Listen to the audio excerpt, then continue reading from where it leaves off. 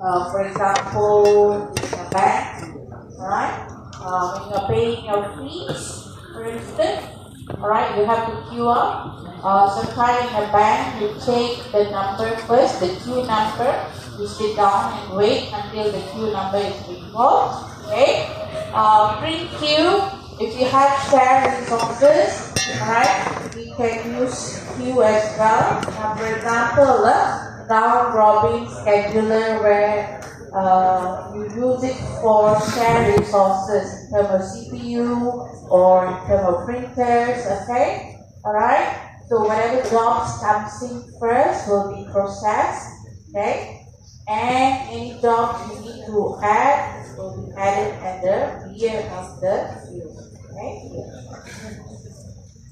Alright? So these are some of the examples, alright? People waiting in a line for post office, for example, alright? So how long they have to wait, the longer they wait, of course, customer satisfaction will be low, alright? Number of customer service also will be low, profit also will be low, alright? Okay, so do take a look at all these examples. I don't want to go through so much, okay? Now, we went through stack, we went through list now, simple one, we went through queue, okay? You understand those things, right? These are the collection entity used to organize your data, used to manage your data, okay? How we organize, okay? List got no restriction. How we organize in stack, last in, first out. How we organize in queue, first in, first out, okay? Now on chapter 4 and 5, we will learn how to implement our list, our stack, and our queue. Right now, you just have to understand the basic concept of what are the ADT collection. Term of what is it, definition, what is the basic operation. So these are the things you need to know. Alright? Now let's take a look at this example here. Okay? Now we want to take a look at A, B, and C scenario, and we're going to identify whether we're going to use stack or queue. Alright? So pages visited, history in web browser, queue or stack? Stack. Okay? Access to share resources. You're going to use a stack or queue? Share resources is like a counter services. What are you going to use? Queue. Okay, last one. Undo sequence in a text editor. Stack. Alright, so these are the structure we can use for this kind of scenarios. Okay? Alright, so with that we can finish with our chapter 1. Alright, so make sure you understand what is a list, stack, and queue.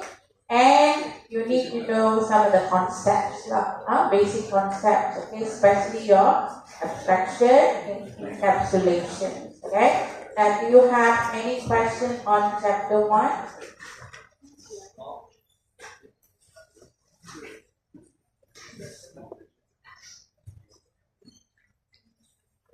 Okay, so if you have no questions, let's move on. Alright, those who just came in, attendance list is on the board. Okay? Alright, so second chapter. First thing first, you need to understand what is a data type. You need to understand what is abstract data type. Right? We went through this last class. Yeah? Okay? What is the data type? Integer, string, yeah? Abstract data type. Anything. Like your list, stack, and queue. Remember? Okay. Alright.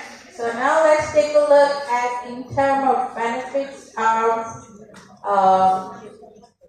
using the ADT. Okay, how to write ADT classification and how to implement ADT classification. This is what we're going to learn today. Alright? Now, let's move in. Winning strategy in programming. Okay? Meaning how we can increase our productivity and also to ensure quality. Okay.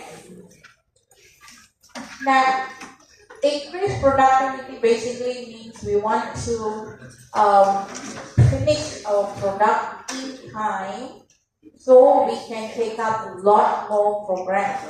More projects need more money, right? Okay? So, ensure quality, of course, crunching out a lot of projects, programs that doesn't make profit, okay, if your program is very unreliable, okay? So we have to make sure quality also is there in your project. So quality is basically means reliability and bug free, okay? In order to increase productivity and quality, what can we do, right? We can reuse our code reusability and code maintainability to achieve it, alright, to achieve your reusable code. Okay, we have to apply our abstraction and encapsulation. Okay, now all of us know how to use Microsoft Office. Now Office 365, right? Okay, now if you want to print, very good. Which menu you use? Some kind of like file print, isn't it? Right? Now, Microsoft have a lot of applications. Do you think the print function they will create again and again and again for each Word, Excel, and so forth? No, isn't it? Right? But you think there will be wait, right? To recreate again? Why not we just create one module for print and reuse for all my applications? Remember Drew or not? Okay? Yeah? Okay. Now, so we want to reuse our codes. Only can be done if we use the concept, okay? We use the design principle. Abstractions and encapsulation. So how we can do abstraction is in ADT specification, and also encapsulation can be done using ADT implementation, right? Maintainability again. Maintainability, if you were to have, let's say, print in Office, for example, print, okay? When I press print page 1, it doesn't print page 1. Okay? So how do I solve the problem? As a programmer, you go and look from first line of code all the way to 10,000 lines of code. No, isn't it? You go and look for print module, correct? In print module, you can check the error. Do you think it's easier to maintain? Yeah, alright, so that's why we need to use encapsulation and information hiding. And how are we going to do that? By ADT implementation. Alright, now to go back again, what is your abstraction? Alright, this is just to simplify your complex systems by hiding unnecessary details. Now, this slide, it's not in your lecture notes. This is extra I added. You can please take a picture of it. Right? Now, we also want to manage the complexity so we improve the efficiency of our software development and usage. Okay? Now, the benefit of your abstraction, alright, of course, is manage the complexity, high-level concepts, alright. It allows us to use the code reusability, okay, alright, maintainability, any changes can be isolated easily, and it also provides better communication, effective communication between the stakeholders. Okay, I put it up again. This is the new slide. 1, 2, 3. Okay. Now, so to round it up, right? The benefits of abstraction and encapsulation, alright? Abstractions, of course, we want to use the object without knowing how it's going to be implemented. Alright, encapsulation, user object or components without knowing the implementation details. Alright? Now, just like as I explained to you earlier, if you want to drive, okay, you don't really have to understand how the engine works. As long as you know how to turn to the left, turn to the right, move forward, move backward, do the parking, then you should be able to drive, isn't it? Yeah? You follow all the road rules, then it's fine. Okay? Similarly, alright, encapsulation, you can use a certain method without understanding how the method is implemented. Okay? Alright, so abstraction specify the data type, encapsulation using the data type, yeah? Alright, so let's take a look at a simple case study. Alright, so I think as a student you don't have this list. Maybe you can take it down. I don't know whether you have it or not. Okay, now Mr. Groom is setting up a software company that develops software applications. Okay, so you have three types of software you have. One is for playlist, okay, for songs. Other one is for game, which has a weapon list. And finally, some productivity app and the task list. Okay. So you want to reflect about all these projects, alright? So you want to figure out what is the similarity. You realize that there is a similarity in all of the projects. Okay, each of them use a list of sorts. So we have playlist, we have weapon list, we have task list, right? So he observed that there's a lot of duplication, right? He also observed that the codes in his application is not so maintainable, right? So what will be solution for it? Okay, so before we go into the solution, let's take a look at the code duplications. Alright, now the list is a thing that appears in all of the software applications. Okay, you can see playlist, you can see weapon list, you can see task list. Alright, now it has certain characteristics. Remember, our list has characteristics. Okay, remember I said data type will have characteristic, data type will have set of operation, characteristic and operation. So here we have a set of characteristics, data in the list organized in certain ways, right? And then of course certain operation is performed on the list, okay? And of course we use array to hold the elements, okay? And the operation is repeated in all the software application. Alright? So that's a duplication. We also observe that the codes are not so maintainable. Right? If there is any changes, any errors, you have to change every single software. Okay?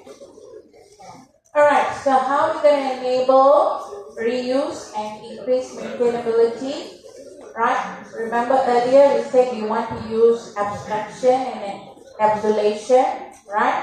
So the solution for it first is abstraction. We identify the general property and operation of the list. Okay? You already know what is the characteristic of a list.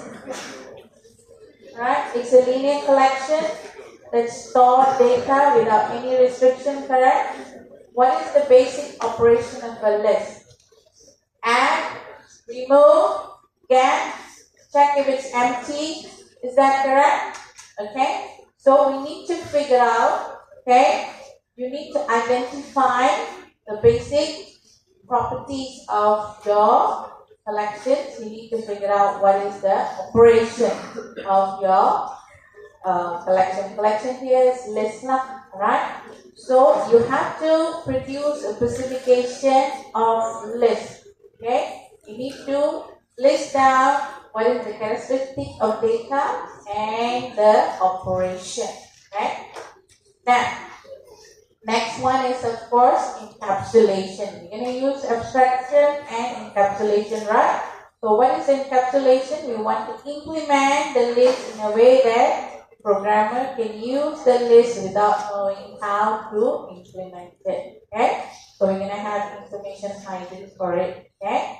Now, next terms I want you guys to take a look is your ADT. Now, in your slide, you will have definitions for your ADT. This is the additional, alright? So ADT specifies the operation that you can perform on the data and also the rules. Rules mean is your what are the things you can do on the data. Specify, you specify how these operations can be implemented. Okay. Alright, so this one also is not there. Please take a look at it. Take a picture. Right? So, key characteristic of your ADT is abstraction, encapsulation, and modularity. By using all this, be able to use code reusability and also code maintainability, which will translate to increase productivity and ensure quality. Okay. Alright. So, what is ADT specification? Right. Refers to definition and description of ADT.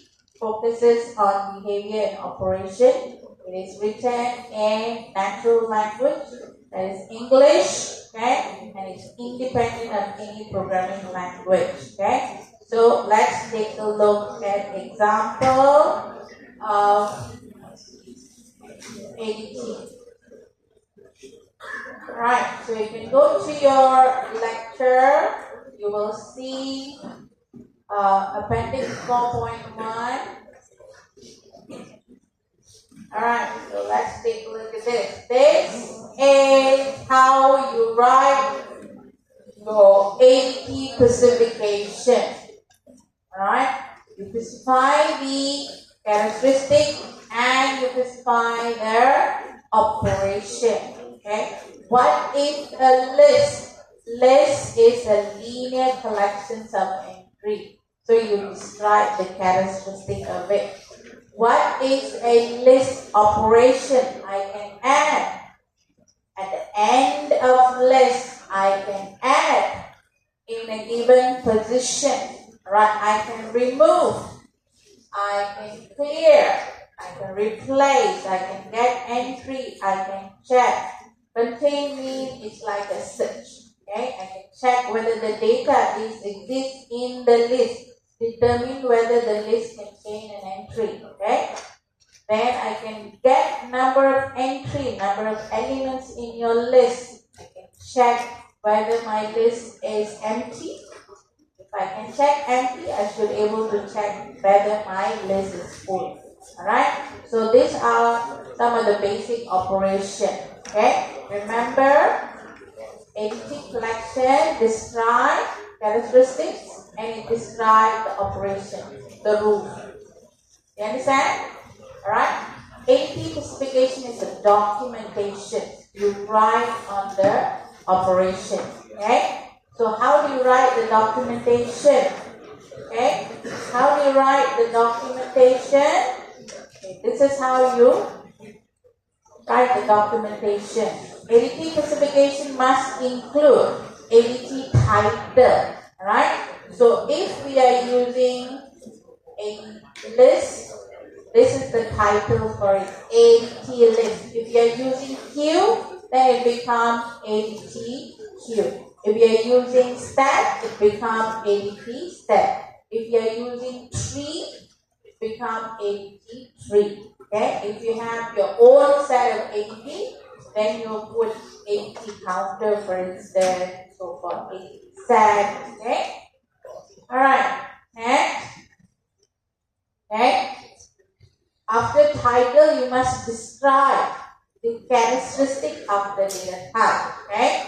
So list, what is a list? Remember just now I said it's a linear collections of entry. You describe your data type. Okay. You describe what is a list. Okay. Next, right?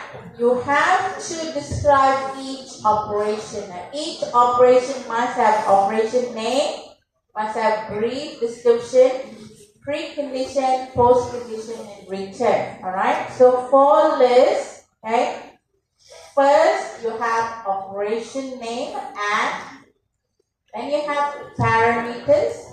Okay? Some you may not have parameters. For example, clear. No parameters. Now here we want to add new entry into our list. So we have the parameter. What is this T? I will explain later. Right? Now, next is description. You have to give brief description of what add operation is all about. Okay? So each operation will have description describing what the operation will perform. So in this case, add new entry to end of the list. So you describe it, okay?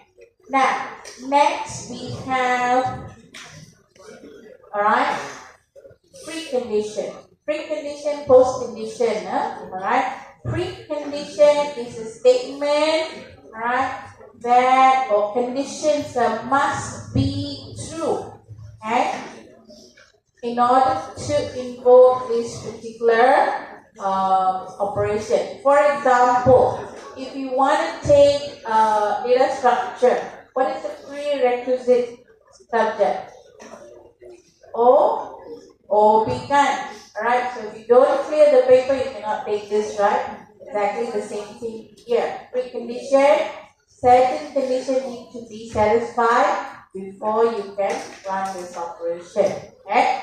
Now, post condition is what will happen to the operation is completed. Okay, what are the statements? Right? You specify what the statement need to be true after the operation is completed. Okay? So for a list, add. I don't have a precondition, so I can add without any restriction. Okay? But we do have post-condition. Post-condition is here. New entry has been added at the end of list. Okay? Now, is there any difficulty reading these statements? Is it English? Right? Is there any Java code in it, or Python code in it, or C in it? It's a normal English word. It's just highlighted few words up. Alright? Do you understand? Yeah? Now, if I were to give it to a programmer, they have to look at this and they have to code it. Alright? If a Java programmer will code it in Java, a Python programmer will code it in Python. Alright? Do you understand? Okay, so this is specification without any implementation information here. Alright? Is there any information on how to add? No, right? It's just explained that we need to add data. Right? How to add? Whether we have to use a loop, whether we have to use if. There's nothing there, right? You understand, huh? Okay. So, this is how you write your ADB specification, right? So, let's take a look at an example here. And this is a non-collection ADT called counter ADT. Alright? This is a counter ADT.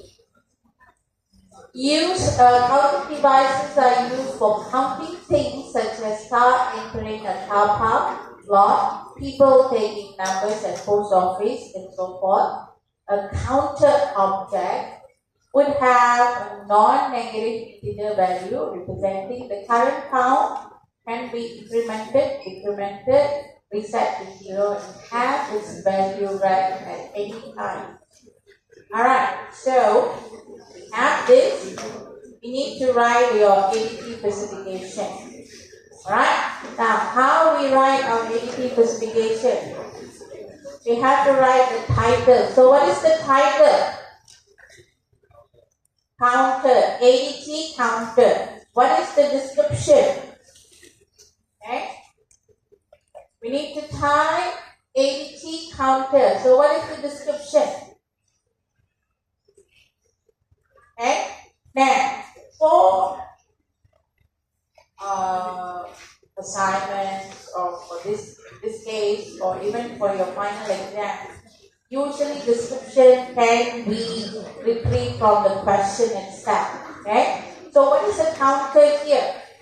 Counter is the object. What is it? Can I say for counting things? Yeah?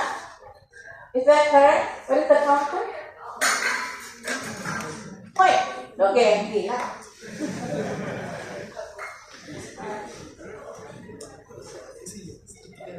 The latecomers, are you coming using a latte? No. Okay. Why you're late then? Alright, because luckily you had difficulty, right? Yeah? Alright. Okay. Now, I can describe counter as a non-negative integer value used to count things. Right? I can describe it, correct? And I say counter is object used to count things. Also correct. Okay, you describe what is the count. Okay, counter here. What is counter? Okay, so next what I need to find out? Operation. So what is the operation I can perform? What is it?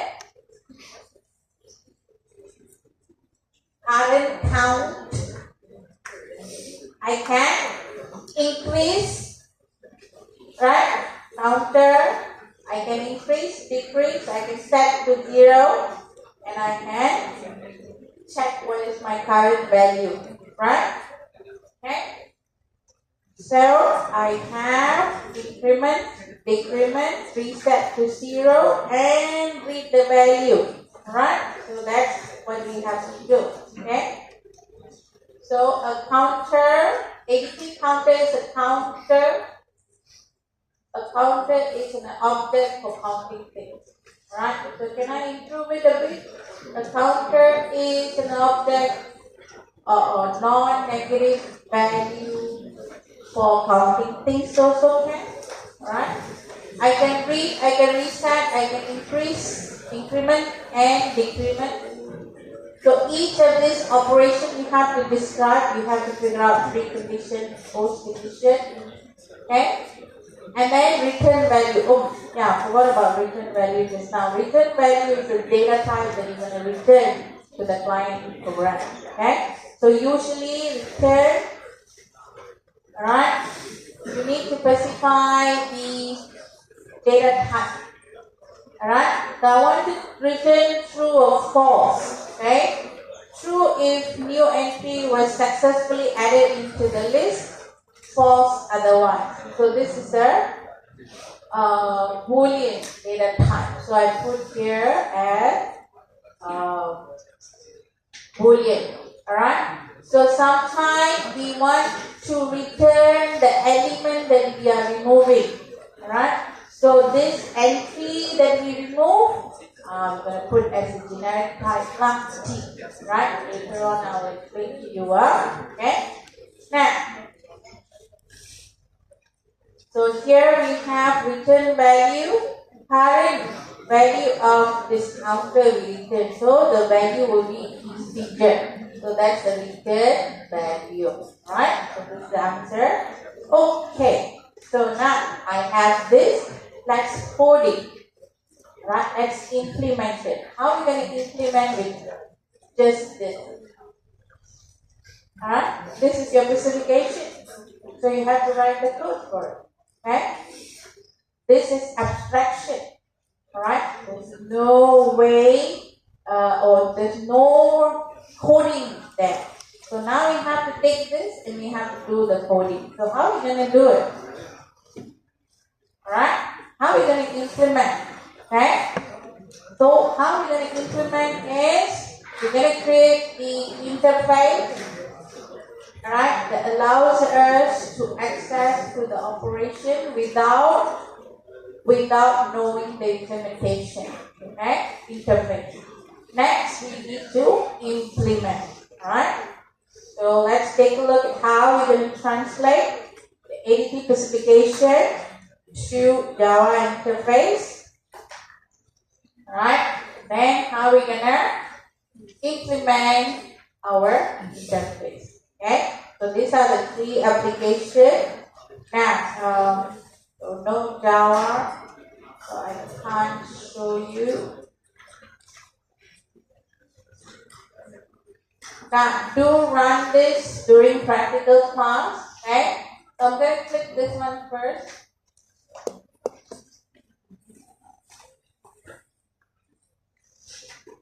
Alright, so I'm creating an interface. I'm going to call it as counter interface.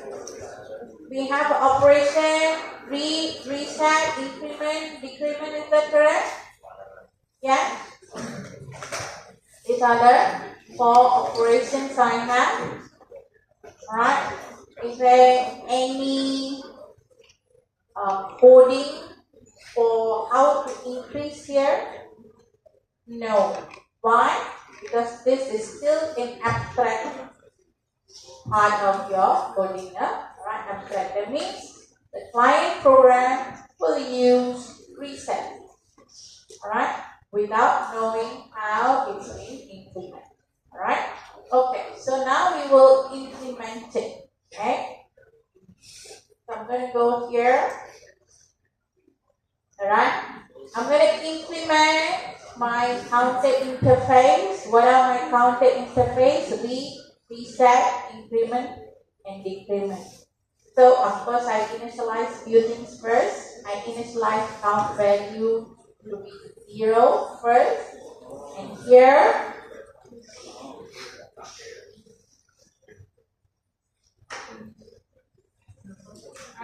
okay, so let's see, read. How to read? Okay, how to read? Read means what? To read the current value, right? So I return the count.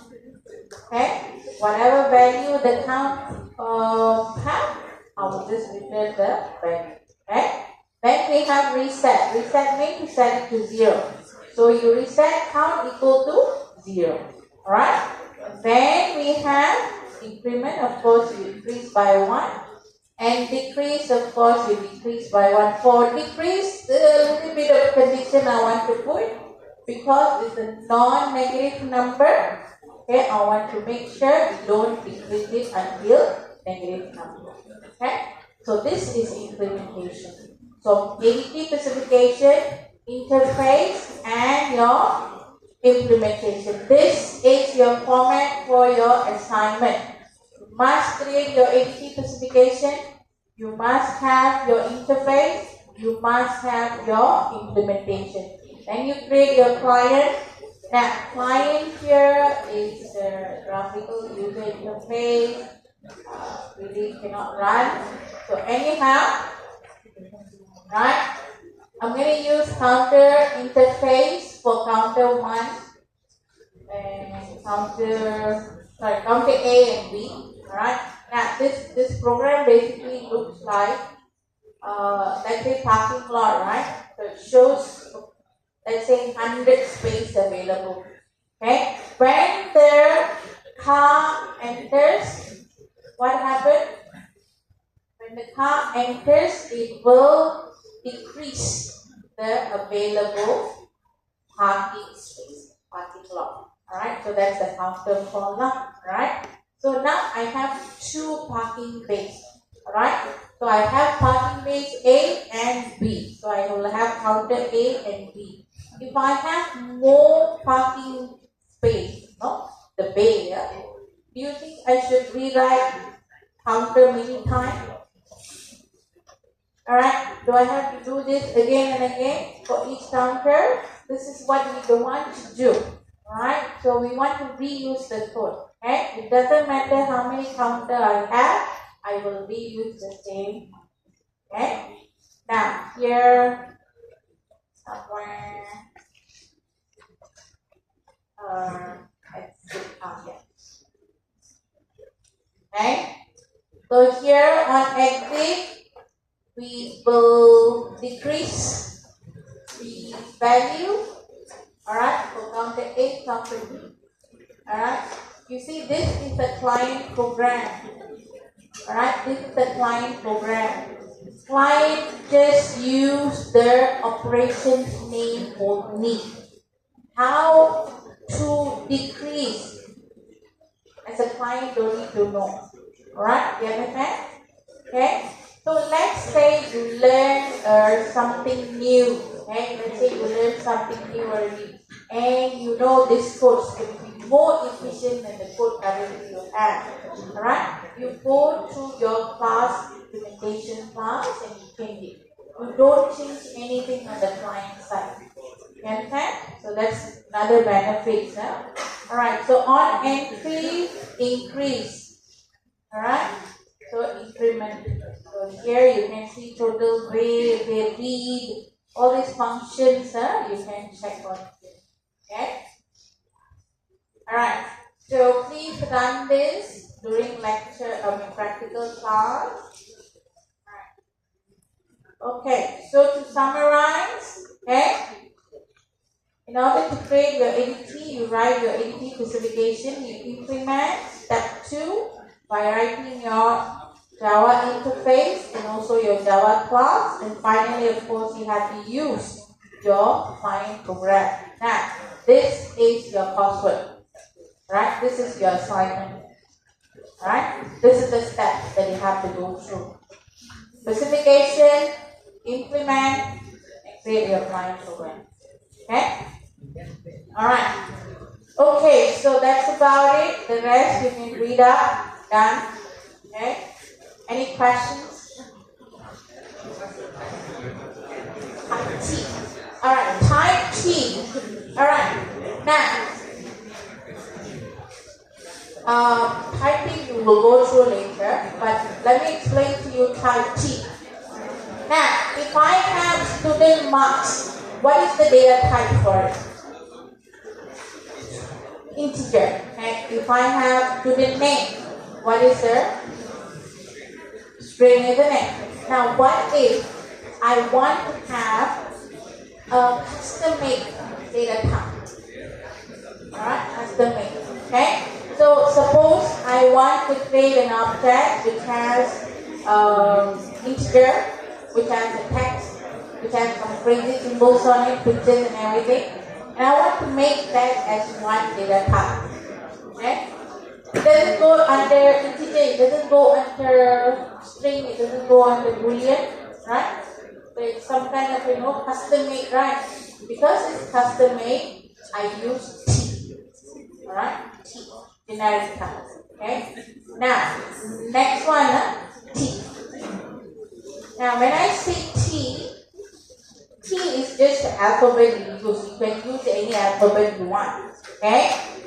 You can use E, you can use T, you can use S. It doesn't matter. Okay? Another one. Generic. Okay? I say new entry. Alright? Alright? My client,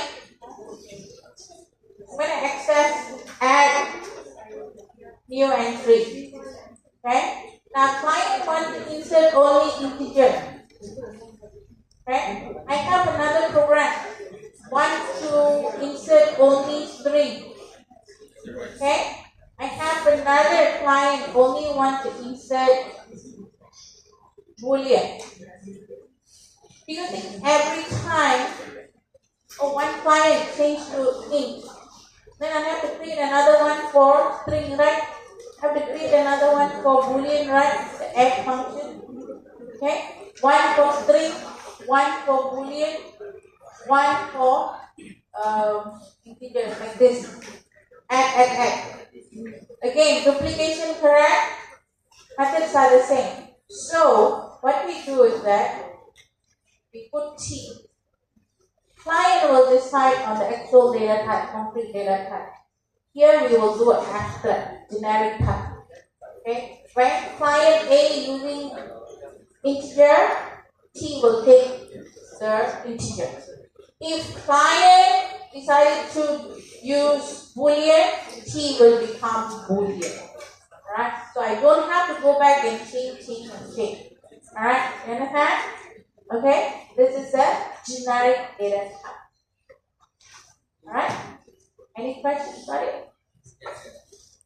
Anything else? Alright? Okay, if you have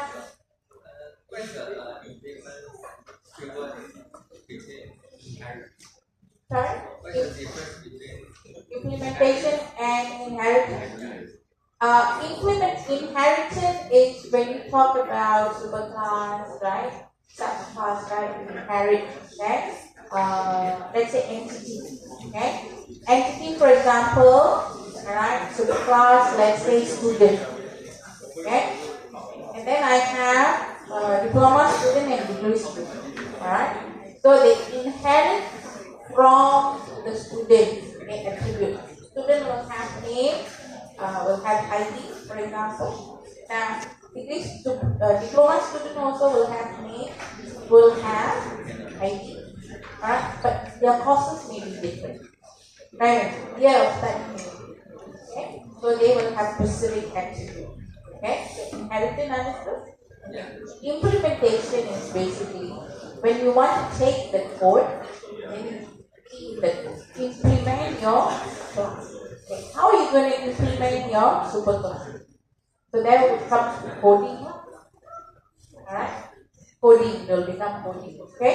So I think first